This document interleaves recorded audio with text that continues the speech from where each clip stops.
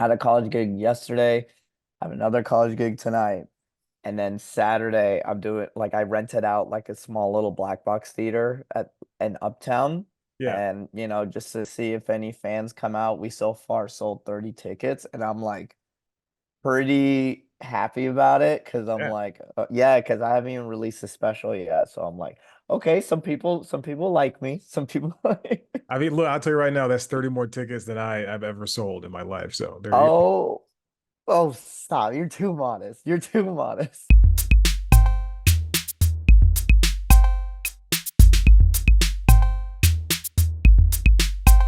how is the tour? How's the touring going? Like, do you like going around and visiting colleges and everything? Because that's a I huge actually, step, college circuits for comedians. yeah, okay. So okay, and feel free to throw this. Okay, I have a theory why college, I actually like colleges. One, I'm like, I get a little edgy, especially me. Especially me because and you're a fellow minority. So like sometimes like if I talk about being brown and it's like I did Wisconsin, Yeah. it was white. Like I'm talking Yeah. about like Kirkland brand, like yeah, so like it was like a pretty wide school. So I will like address it. So sometimes when I talk about like being Yemeni and then I like go there, you know what I mean? I like talk about certain racial issues. They get white crowds usually like get all weird. Yeah. But if you address it and you make fun of it, they like it. College gig, but when it comes to like certain material that I'll go there, the things that I'll go there is like racial stuff, as well as sometimes like gross stuff like cum talk, penis jokes and Yeah. stuff. They don't mind because it's like they're okay with those kind of humor because it's like, they're college kids. I mean, they fucking thought of everything. I remember when I was in college. So like I genuinely have fun in college campus now. Last night was a really fun show. Some college kids, like I've learned with college gigs, like they're like half paying attention and because they're sitting and watching someone talk Yeah. and they're not drunk. Yeah. So it's like it's an activity. So I get it, but like at the end of the day, it's good money. Hmm. You're getting pretty good money out of it. And plus I'm still young and I'm like, you know what, let me just enjoy it while it lasts. Cause this will be, I look at college kids as like a chapter of my life Yeah. so I was like, might as well just have fun. Just have Yeah. fun, enjoy, and make the best of it. Yeah.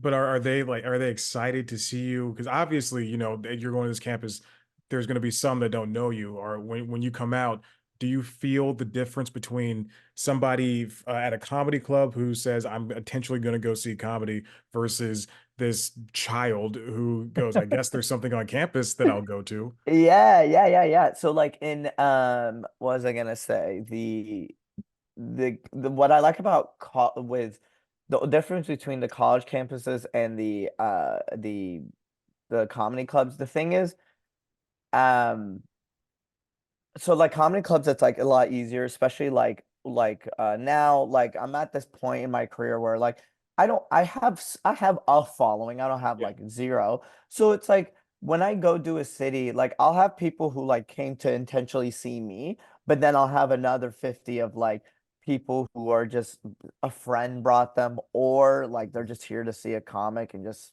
check it out. So I still give it my all, but I'm still in the comedy club. I'm like 100% myself. Mhm. While the college campuses, I'm more like I do a lot more crowd work and improv with the colleges. Like Okay. I ask about their school. I do a little bit more crowd work. With college kids, also like I have to switch it up with the energy too because they some college kids like they haven't lived life as much as we adults have, you know what I Right. mean? So Yeah. there's just certain jokes they just don't, I don't know, I just like they don't get it, I guess. And sometimes like as I'm doing my act with a college campus, I'm like filtering myself because there's still some jokes I still like, I don't want to just say that joke. That Mhm. would get Mhm. too, I don't want to say triggered, but like I don't want to like I'd rather just filter myself just to play it safe, you know what I Right. mean? Yeah.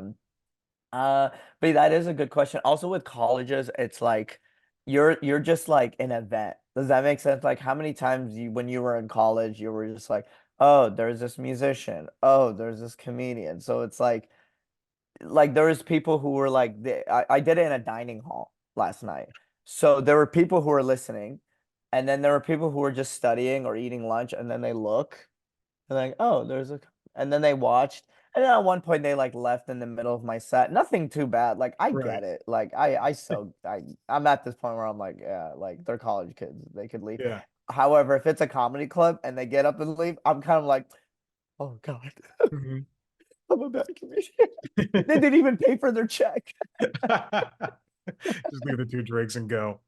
Yeah, yeah, they got to get out of here. But yeah, I love the visual idea of the what you said about the filter in your head for the college kids, because I mean it goes back to I was watching some of your stand up where you mentioned at the end of one of them you're like I'm from Yemen, and yeah. then and the way you open it up to the crowd is that place where Chandler said he was gonna be stuck, run away from Janice. I that's the easiest way for you to be able to relate to these, or for these people to be able to relate to you rather, and I mean, like, because that's what you have to do ultimately as a comedian. Like, you can tell, you can be the funniest person in the world, but until somebody can relate to you, going back to these kids who haven't lived life, then you're not going to be the funniest thing to them at all. Correct, correct. And also like the reason why like that's a great reference because when I say, where Chandler escaped from Janice, because it's like when I say Yemen nowadays, it's literally now, literally type in Yemen. Houthi rebels backed by Iran are seizing Red Sea. Now USA is bombing Yemen. It's like Yeah, there is this constant like news about Yemen is, it's a great country, but there's always civil war. There's yeah, always, US right. attacking stuff. We're a very prideful country, tough country. We just love conflict. But so when I say the Chandler joke, it really like dumbs it down. It's very what's it, offsetting or like you think I'm gonna talk about what it's mainly known for, but I talk about Friends. What sucks is sometimes with college campus, that specific joke, the kids don't get it because they don't understand Friends. Like, but you have some kids that like watch Friends when they were kids, Yeah, or like, when it was on Netflix. But right. for the most part, yeah, that's why I like to open up with that. That's like definitely one of my openers. I definitely open about obviously working out, my appearance and all that, but Yeah. for sure. It Do you feel a calling, especially being a brown person, to talk about the family aspect more? Because I notice in a lot of the things in a lot of clips I watch, it is about the family, and it just kind of has to be because that's where we are versus a white comedian who can literally talk about anything in the world. It's kind of almost expected at this point that someone of color is gonna go, well, my parents, yeah, this is how they fucked me over. Yeah, yeah. It's I think like what's funny is my first like year, 2 years of comedy, I never talked about being from Yemen. Like Wow. I thought I this is because when you first start out, you're thinking, no, I'm not gonna be a hack. I'm not gonna be a hack. So I was thinking because I was thinking the hacky family jokes, or like I Mhm. was thinking the hacky of my parents, like doing the Right. accents the certain tropes of certain hack family material or hack, you know what I mean, where you just do your mom's accent, everyone's like this is the greatest thing ever, you know what I mean. Yeah, yeah. But actually what started the fact of like, what, I think people are more interested in hearing me talk about my family. Well, one, I'm Yemeni. Like there's only two other Yemeni-American comedians. We're all in a group text. Ali Sultan and Mike Ishak. So I was like, you know what? I think people want to hear my story because other if I don't talk about being Yemeni, then everyone's just gonna think I'm just some gay Indian dude on stage. Mhm. So That's so so like I talk about being from Yemen, and also like I make my stories so personal to the point where that's why they're funny and it's not hacky and they're very original. So I was never talking about, being from Yemen until one day I was with my roommate at the time, Colin, and this was when we just moved to LA. And this is the story, if you heard and you watched the special, thank you. When I was like, dude, my mom is concerned that I might be gay because I'm not married yet. And she thought like the opposite of straight was tall. So she kept coming up to me. She was like, Ahmed, what are you done? Are you done? And I didn't catch him at gay, and I was like, I mean, yeah, I'm tall. Like I was getting insecure. I was like, I'm tall. Like I'm 5'11", 6 on a good day, 6'2" on Tinder. Like I'm tall. So like and then like my roommate and her and one of our friends, they were dying laughing, and they're like, you have to use this on stage. And I was like, but I'm like doing my mom's accent. They're like, no, no, no. This is a like you're no it they were like, we're white. They're like it's not the accent that was making us laugh. It's the fact that the words, the misconception, it's language. It's like they were telling me the deeper meaning. Meanwhile, I was just so scared of like coming off as a hack comic, or like I wanted originality because like the thing about stand-up comedy or comedians in general, like we want to have this prestige. You want to be respected within your comedy community, Yes. but also, you want to crush on stage because like now I'm sure you've interviewed multiple comedians about like what is hack and original and all Mhm. that stuff. Yeah, yeah, yeah. It's But how do you balance the hack and the original things and trying not to go into the stereotype of it all because I see like I try not to watch a lot of comedy to not to inform these interviews but when I see someone doing something so stereotypical and they're at a level that's bigger than both you and me and I think you have to be better than this. How do you balance that, walk that line and oh balance my those two? God, you are my brother, you are Chad, you are preaching to the choir, seriously. Like, cause I feel that way a lot. Cause like I think with originality, that's like for me at least, I try to find that through person for like my personal. Also, even though I've been doing comedy for a little over almost 8 years now, but yeah, almost 8 years now. But like, I still go to open mics when I can. Mhm. I'm at the clubs all the time because sometimes like I'll write a joke. Like I remember years ago, I had a joke about this was when it was hot, Queer Eye, right? And I Mhm. wrote a joke about how I was like, oh yeah, like the only person like that's doing things is the guy remodeling the home. That Kamano, the personal guy and Yeah. the chef, they're not doing shit. Like I was talking about how useless those two guys are.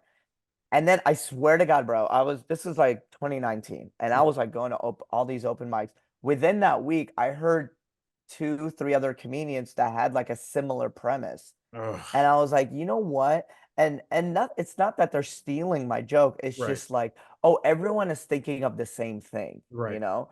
And that's why like especially with like in the black comedy circuit, I've noticed this like a lot of black comics, a lot of them have the same premise, you Oh know? yeah. Yeah. Like they all have the same premise. What I've kind of respected out of it or learned from the black comedy circuit is a lot of times they have the same premise, but their punchlines are so original. Mhm. It's absolutely hilarious, and they're so a lot more time, more energy, more charisma. But a Yeah. lot of like, if you go, like you'll see the same premise, which is like, you know, uh, old rap and new rap. Am I gay? It's always something about, Right. Yeah. am I gay? Or white people are like this, black people are like that. Yeah. Certain tropes about it, but like Mhm. so what you were just saying, to I guess like a better way to answer like how do I navigate with hack and originality, I guess for me is try to keep my stories as personal as possible. How do I feel, like what's my exact point of view, rather than search, like obviously make it funny, but also have a healthy balance of like what am I trying to say here, and is it original, is it like a different thought than the other comedians I've had. And lastly, try to just be in the scene, be in the circuit, go, Yeah. especially with the bigger comedians that you see, I think they're so used to performing at their own shows, they're not like at the comedy store that they could go and see other comedians, like, oh, they have the same joke as I thought of, Right. or oh, this comedian has you want to like stay in the loop. I think that's the best way to have originality. One of my favorite stories, Dave Attell, he's one of my favorite comedians. Dave Attell will like write jokes and literally call other comedians and go, "Hey, does any other comedian has a joke about owls or something like that?" Damn. Yeah, like he's so prolific in that manner. I love that. Yeah. Like it's originality and honesty about oneself. I hate saying that, but that sounded so fucking stupid. But I No, I feel love you. I love that because yeah, you're right. When you do see someone else doing a similar premise or doing a similar style joke, you kind of have to reassess how you can do. There's two things: either drop it or reassess how you can put your own mark on it. As you said, what black comedians have done before, and it happens all the time. None of us are thinking of the most unique things in the world. We're all going to have jokes about Queer Eyes, and sometimes we can work past it, sometimes we can't. I write down sketch ideas all the time in case SNL ever wants to give me a call. Lauren, I'm right here, or Tina, who Yeah. cares? Yeah. And I sometimes I have great ideas. I have like Miss Piggy OnlyFans. I think that's a very funny idea. And then That's a other great time, idea. thank you. Yes, and then other times I have other ideas where I've written them down a year ago, and then I've never told anybody anything, and then SNL does a sketch, and you just can't take it personally at that point. You just Hmm. have to go, okay, that person had a similar wavelength to me. Maybe I can make it better, maybe I can't, but you reassess, you move on, and that's very important in terms of comedy. And comedy is always evolving, always building, and you just have to be able to evolve with it. 'Cause that's why some comedians just aren't able to uh, grow past their audiences, like some bigger ones who have podcasts and only perform in Ohio at some places, and then Yeah. other ones who like Joe Coy for the Golden Globes. He Yeah. should have come out. He did. I think he did a good job. He could have done better and Yeah. not thrown his writers under the bus. But what he should have done when he came out was said, "Hey, I'm Joe Coy. None of you know who I am, and Right. now I'm going to do some jokes." And then that would have taken the tension and the pressure off of all of that. Yeah, with the joke Coy, if he started off with like just did a bunch of jokes of how nobody knows who I am, Mhm. that would have been great. And then like you could tell like one of my like he was actually doing well up top. Like he was like Yeah. a bit nervous, but he's like, okay, he's getting laughs, he's getting laughs, getting laughs. Mhm. Barbie joke. Boom. Yeah. And then he started bombing, and then it got in his head, and Yeah. that's when it started. All the nervous energy started coming out, and then like it was Robert De Niro that's like trying to help him out because he's Yeah. like he's a veteran, like he's done some stand-up, so he's sitting there like trying to laugh and trying to help this guy out. Yeah. So yeah, that one is because as a stand-up comedian, I'm like I wanted him to do well. So especially Oh a yeah. Filipino too. I'm just Yes. like if you're not white or it's but even black comics up there, it's like, dude, they rarely have like a minority hosting the Golden Yes. Globes or just any of them. So Yeah. and When I didn't like what Kevin Hart, he was like, I would never host because it's not a safe place for comedians anymore. I'm like, all right, calm down. Yeah. Like That's so dumb. I don't like it when older comedians say that because like when they say, "Oh, it's not a safe space," it's like, dude, you only perform for your crowd, and it's like on one hand, it's like I understand because you're so famous, like you don't know what it's like anymore to perform in front of a room of people that have no idea who you are, Exactly. and you have to like earn their trust and earn their like life, and so the reward is usually greater. Hmm. But to sit there and say like, "Oh, comedy's not a safe space in the Golden Globe," it's like, bro, it's just a hell gig. Just say it's a hell gig, and you Yeah. could, you could Take the five make it. hundred thousand dollars and then Yeah, you're getting. They get 500,000, I believe Gerard Carmichael said last year that he was paid 500,000. Yeah. dude. He bombed. Yeah, you think so? Because that's when he Oh, sat down on the edge of the stairs and he was like, yeah. they hired me because I'm black, He was trying to. I mean, yeah, but like, it was just so like very conversational. It felt like Mhm. one long voicemail, but that's just my. Yes. Oh my God. Yeah. Yeah. I remember watching it and like having a smile because I am a fan of Gerard and just going, Yeah. this is funny, right? And then when I was reading something about Mulaney, he did the Governor's Awards Yeah. and they referenced the Joe Coy thing, but then they also referenced Gerard's, and then I had to look back and go, was it funny to me? Like at all? It's Yeah, it wasn't. It was not funny whatsoever. And it's like, yeah, and then he was talking about how great he was. It was just like not his thing. It's like if I don't know, again, I'm sitting here in the back like critiquing. Again, I'm a college guy. I'm out here doing college gigs. I'm wearing their shirt because I have because I'm like, oh, I didn't pack it up. So I'm like, all right, give me the free Ah! t-shirts, dude. Oh my God. So like bro, if I got there, I got up there, who knows? The only thing I would do that'd be controversial is like, eye on Amy Schumer and Sarah Silverman, be like, I know what you said about us Arabs, but that's pretty Yeah. much Yeah, yeah, yeah. Like that, that's that's pretty it. much yeah, that's pretty much the only like controversial thing if I was up on stage, but like on that room. But it's like it is a hell gig. Like Mhm. everyone's drinking there, I think, and it's like it's these celebrities who are it's like when you do like an open mic of all jaded comedians, like that's how it's like Yes. that, but like worse, they're all just like analyzing you. I think that's the best way to put it. But I yeah, also, oh, go ahead. Well, I was gonna tell you, I did. I want to try my hand at stand up years ago. I don't do that anymore, but I did an open mic here in Atlanta, in a city that's to the east called Decatur, and I went to just a pizza restaurant, and they had the open mic in the back, and the entire audience was, let's say there was 12 people there, 11 of those people were all performing in the open mic, Yeah. and they were all and 10 of those people were friends, and I was the outlier. And it was just a bunch of mad people going up there telling jokes to each other, and some people laughing, some people not, most of the time not. It was just the it was, speaking of hell gigs, very bad for Yeah, yeah. No, dude, what you just said like took me back because I've done so many open mics. I mean, I still go to a good amount, but usually the ones I do know.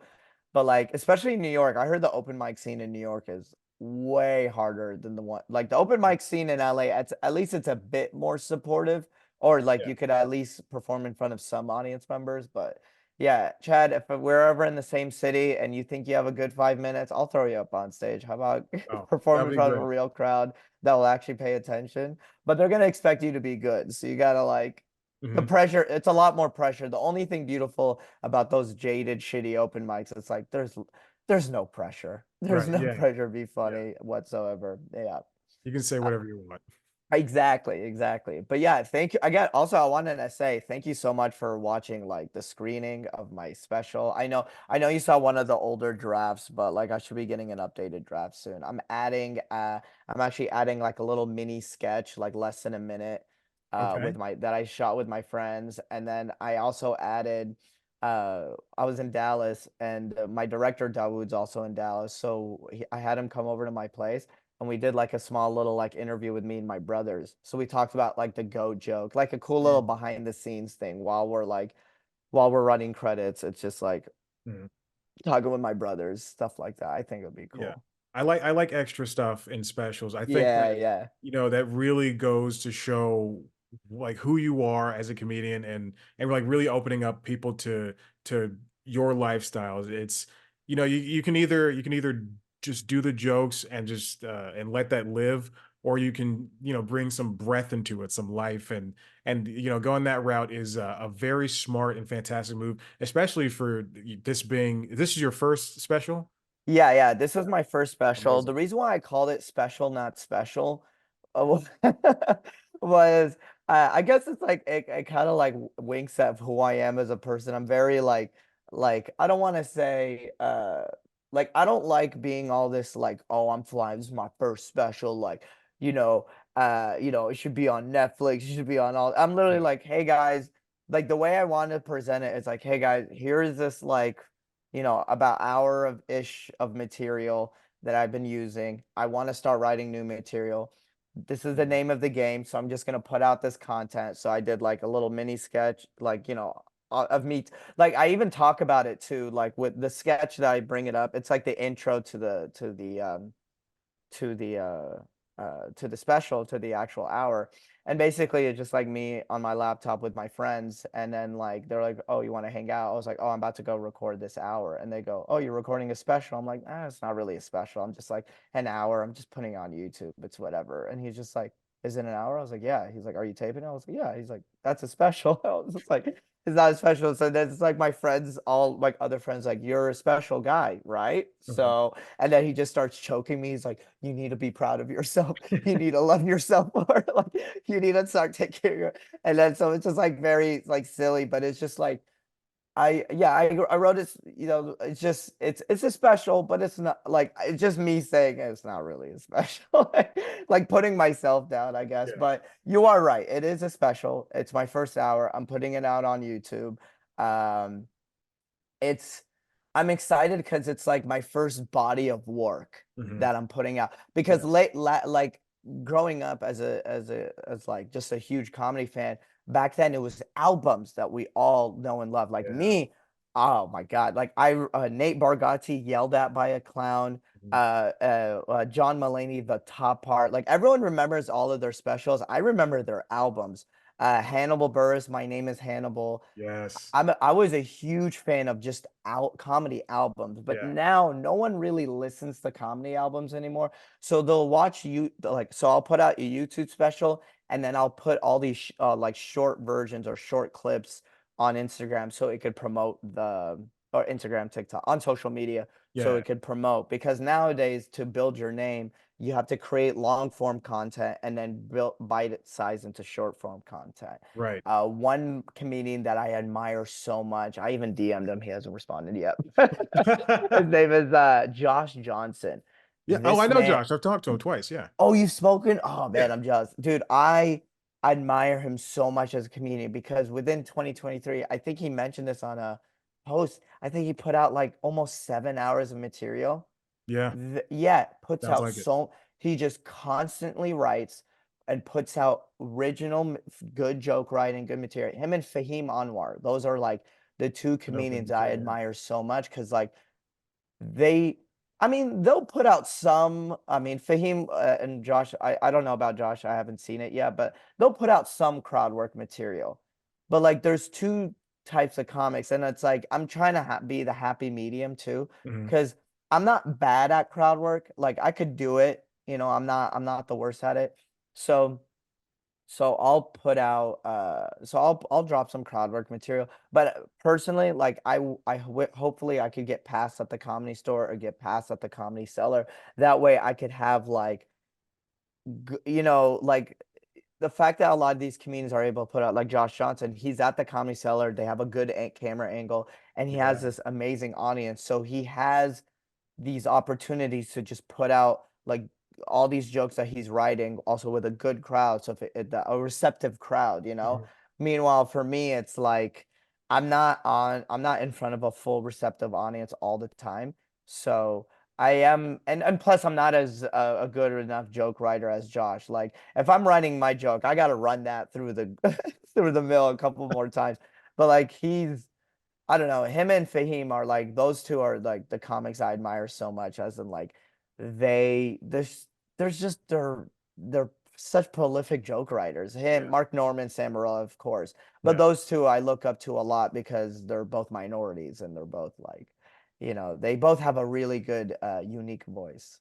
That yeah, that's very important, especially naming those two minority comedians. Josh is he's a very smart guy, and it's kind of heartwarming that you like somebody who is around your same age. You could just as easily go, oh, I like Conan or whomever, whatever other comedian is the top of the ranks, but. Yeah, he's a fantastic writer, and I'm sure he'll respond to you. You just have to um, you have to I'm doing my best to try to talk to this Peloton instructor, and she this is so stupid, but No, I she feel you though. I know what you mean, bro. You got to shoot your shot, dog. exactly, that's what I try to do. She looked at two of my messages, and I looked at and I responded, but Yeah. yeah, yeah, I find the best thing to do is to respond to a story that they just posted. That makes sense. Yeah, Yeah, yeah. Well, I only DM'd him once, but it was a super long DM of just, it wasn't like, oh, I love you, whatever. It was, yeah, but it was also like I'm asking him all these specific questions about joke writing. yeah, I was like, okay, do you do your morning pages? And like, how do you know that joke is ready before you post it? Because you write, but like all that stuff. Because what made me like so I admired him was like his Lizzo joke. When we were earlier in this interview, we were just talking about like certain hacky premises or hacky punchlines.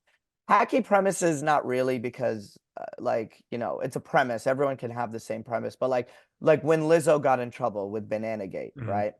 And every comic's punchline was about her being fat, oh, a fat pop star making fun of fat dance. That was all like that was their takes. But with Josh Johnson's take, it was like Lizzo is in trouble, like the reason why she's in trouble is because she's comes out in public saying that she's a good person and she's pro body. But I'm gonna tell you, but it just goes to it's a teaching moment, because for me, Josh Johnson, the comedian, I'll tell you now, I'm not a good person. I have my moments, I have my public freakouts. I'm gonna go ahead and say this now before anyone tries to sue me. Uh-huh. And that made me laugh so hard because it was like he didn't take that angle, and then and he made fun of Lizzo again. He was like, is Lizzo innocent? Maybe, but I will say it's not a good look that you hired Bill Cosby's lawyer. And that like got a huge applause break and laughter. But I was like, dude, like that's what made me admire him so much. I was like, here, because I still remember, imagine you see your feed of the same punchline. Lizzo, oh, she's fat, or oh, blah, blah, blah, blah. Yeah. And then all of a sudden it's like Josh has this specific punchline um about like about her personality rather than her appearance, and Her I was appearance, like, yeah. this guy's a great comedian. Now, Ahmed, I have one last question for you. You touched on it already with the posting of crowd work to TikTok and Instagram and all the social media stuff. I'm very vocal. I'm not a huge fan of social media, but you all need it to work, and you have Yeah. a really good following, a lot of great followers, and you do have a lot of clips up there. And you post regularly, and your YouTube is working as well. Um, how has that been, having to be so active and proactive with the posting and everything, and choosing what clips work when and where and what times, and Oh my how is God, that for you? that is that is every comedian that's like, it's the name of the game, man. It is. I will say, like, I agree with you that you hate social media, because even though it has given me so much opportunities, especially as a Yemeni-American comedian, because like, dude, how like there were if we were in the back times, like before social media times, Mhm. they would have never given me a chance. They just would have Right. been like, "So are you like Indian?" I'm like, "No, I'm Yemeni." They're like, "What's that?" Like the gatekeepers Yeah. would have never given me a chance. The fact that I could go to Minneapolis, it was too early, so I couldn't book a club. So I just go, fuck it. I rented this Phoenix theater in Uptown for $350. I just I just set up an Eventbrite. Here you go. And I put it on my own social media, and I was Mhm. able to produce this own show. So that's what's beautiful about social media, where I could get my name out there. But the problem is it's like I gotta be consistent. Mhm. And there's always you always gotta post content, but then it's like you gotta have this healthy balance between quality over quantity. Right. And that's why the crowd work has been pushing so much, because it's a way for you to like post content without posting the same jokes, Oh, that makes because sense. like I could post the same jokes, but it has to be like within 6 months, at least 6 months apart. Like Mhm. I'll post a joke, wait 6 months, and I'll post a different version of the joke or Yeah. whatever. But it's like it's that's just with stand-up content. And then fortunately for me, I do a lot of sketch. But if I keep posting all these sketches, then people think I'm only known for sketch comedy rather than stand-up. So Yeah. that's another hurdle I gotta like go through. So Ugh. that's why I try to have a healthy balance between sketch comedy and stand-up content, stuff like that. In regards to like when to post and like how often, like I mean, I guess like my rule of thumb is just pick one time. So for me it's noon PST. I will just schedule my content out. I will post every day, or I try to post every day Yeah. from at noon PST. I will do 3 to 5 hashtags, try to make them niche hashtags, you know what I Okay. mean? Like I did anime sketch recently. So I saw instead that. of just put, oh, you saw that? Yeah, Yeah. yeah, yeah. Do you watch anime? Do you know what I I'm do talking? I do watch anime. Yeah, but Yeah, I'm so not yeah. I only dubbed, so I'm a loser in the fact Hey, that I I'm watch a it. dub. No, no, no. You're not a loser. Hey, Okay. don't get caught up with this whole sub dub. Those are only Okay. nerdy anime fans. Listen, you people like you and I, we watch anime because it's a good show. Yes. If it's a good show and it's good, it is just as special as the other animes. But anyways, um, but like I put that out and I'll put like the specific name of the character, specific name of the show. So like try to be as niche as possible rather than just put sketch comedy, funny, viral. Don't do that. Yeah. You know, that's some like a tip. And also, dude, Chad, like it. I mean, I've been posting content like consistently since January of 2021 or like so yeah, every single day. And I've learned it's so much mental health Yeah. growth that I had to go through from negative comments to almost like, people getting offended and attacking me over Mm. like a joke that was misconstrued because they're not American, they're not English, they're like non-English speakers so they can't understand satire as well as other English speakers. So they think I'm being offensive because they can't understand the subtext. Yeah. All the way to, the whole most of the internet calling me gay or thinking I'm gay or like and I've noticed this with other minority pages where it's like sometimes like I'll see like I have a black comedian but a friend but he's white sounding so like Mhm. some black people would be like you're not one of us like kind of like that kind of and the same thing Yeah. with me like some Arabs would be like you're not one of us there's this whole tribal mentality that comes Yeah. out of nowhere and you're like okay that you're judging this based off a 30-second video. So it's like all these like things that I had to like grow of like it kind of you kind of like become you kind of grow as a person Mhm. rather it's either you grow out of it or it'll let it destroy you. Yeah. So that's something that I've been learning, but it's a new year. I did take a break from like posting like constant every day. But Okay. now I'm like, okay, I was like, you know what? I have enough stand-up content. I'm gonna start like posting. I set up my own schedule that I'm gonna try to follow. So I'm be like, okay, Monday and Friday, stand-up content, Tuesday, Thursday, sketch stuff, and then Wednesdays, podcast stuff. And then Saturday, I'll just post a photo of a flyer or whatever. And I'll Yeah. try to keep that going because it's the name of the game, Chad. You gotta stay consistent because Mhm. that's the way you grow. And try not to like, and I'm telling myself this, try not to get caught up with the algorithm. I mean, like, bro, exactly a year ago, I was posting a series with my old roommate Ryan. We were getting 1 million views, like average. And now I'm lucky if I get a viral video, Yeah. which is fine. And it's like, hey, this is just the name of the game. People, it doesn't mean people are still discovering you, you Mhm. know. People are still discovering you. People are still fans of you. So yeah. 100%. Dude, Ahmed, this is like you got great energy. This has been Oh, thank you, man. I fantastic. appreciate you. No, Yeah, man. you have great energy too. You're in New York, yeah? No, Atlanta. You're in Atlanta? Okay. Well, Yeah. if I'm ever in Atlanta, dude, I will hit you up or vice versa. I'm gonna get your Instagram. Let's go grab coffee and geek out over comedy. So Oh yeah, let me yeah, know. yeah. And anime, dubbed anime as well. Oh, dude. Oh, Yes. yeah, dude. We're Yeah. Gotta definitely talk geeking out about over some anime. Assassination Classroom.